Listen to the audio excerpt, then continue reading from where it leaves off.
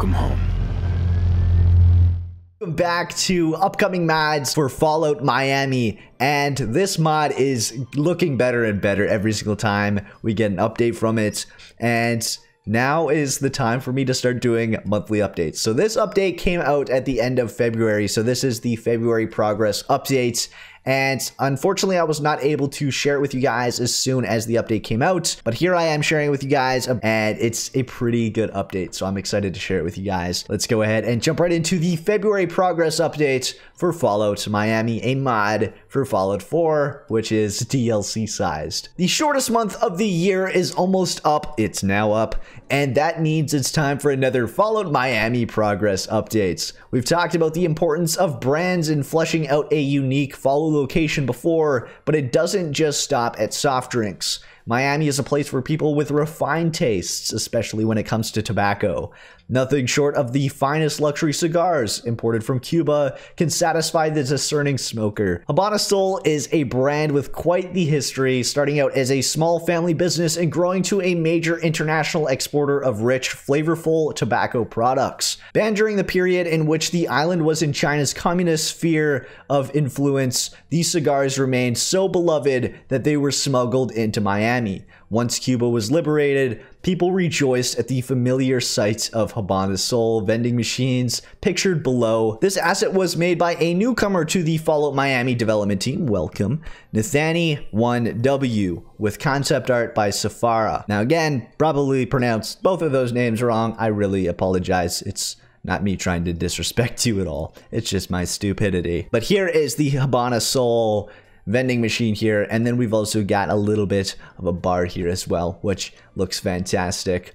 So moving on, we're going to shed some more light on one of Miami's factions, which you might have already been familiar with, the Dreamers. Originally, they were a group of escaped slaves who settled down in the old university campus. A particularly ambitious member of the Cubanos saw an opportunity and was able to get them hooked on Luna, a powerful hallucinogenic drug that induces euphoric dreams, hence the name Dreamers.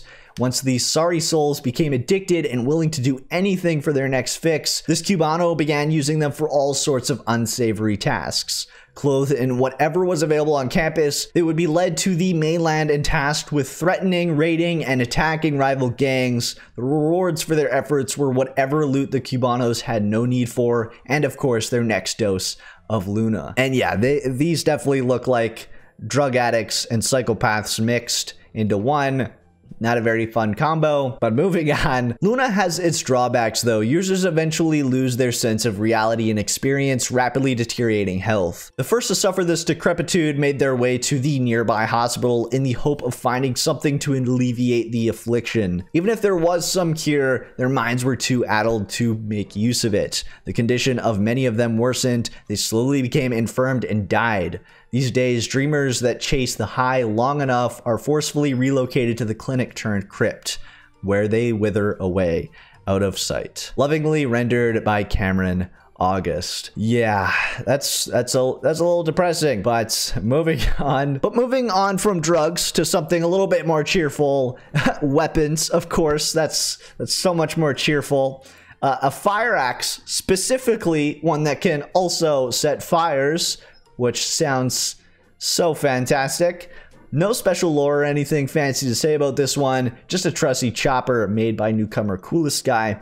And yes, it has the ability to catch things on fire as well, which we all know fire axes are definitely used for. That's why they're called fire axes. Got some awesome concept art of a character and a companion. It's been a minute since we've talked characters, hasn't it? You might remember Kelsey James, a companion that we showed off in December. Well, she isn't the only one. Let me introduce you to Jimmy Hart, a puckish rogue with a heart of gold. Jimmy is a recent recruit to the Nuclear Patriots who is still trying to prove he has what it takes to run with the big dogs.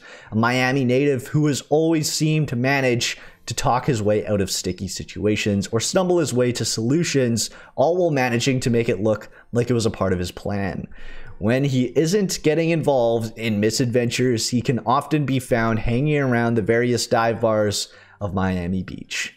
And I really like the character depth that they're going here. And I'm really interested to see how these companions actually play out because they sound like they have a good amount of depth and character. So I'm really excited to see how they play out in the actual mod. And man, I cannot wait until we start seeing some gameplay for this mod to see how things are working out. And I know they're in very early stages as of right now, so we probably won't be seeing gameplay for quite some time, but I am definitely waiting for the day that we get that. But moving on, don't think you'll make it out of this update without seeing some in-game shots. Our level designers work hard. Here's what they've been up to in the past weeks. And it's just a few landscape images here. It just blows my mind that mod authors are able to make projects like this. But anyways, guys, that's it for this video. Hopefully you enjoyed. If you did, please smack that like button down below and subscribe to Join the Good Fights if you haven't already. It would be super greatly appreciated as always. But anyways, guys, until next time, this is Epoxy signing off.